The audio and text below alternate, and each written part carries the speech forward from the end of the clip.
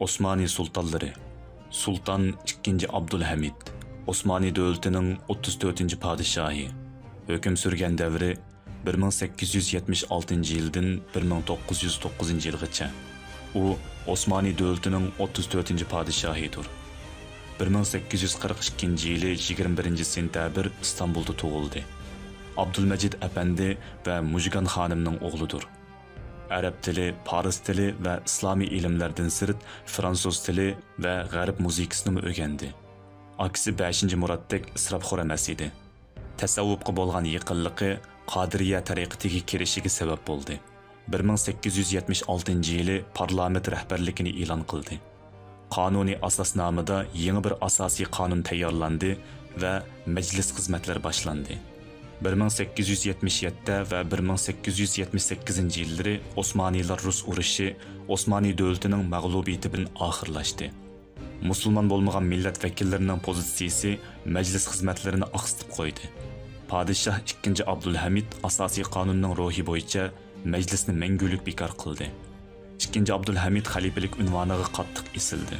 Chunki u davlatning saqlanib qolishi musulmonlarning birlashishiga bog'liq deb qaraydi.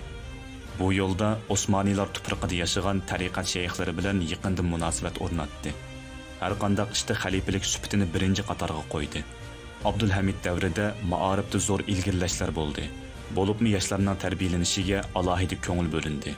Turklarning texnikasi va jafoliq ishlashini asos qilgan Hijaz temir yo'lini yasadi. 1500 kilometrlik liniyaning yasilishiga boshdan oxir nazoratchilik qildi.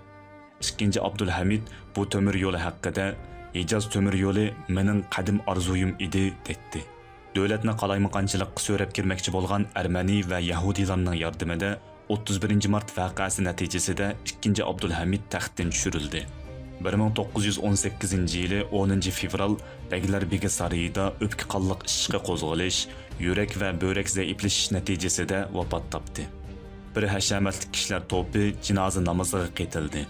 Çemberliktaş rayonidagi Sultan Mahmud maqbarasiga dafn qilindi.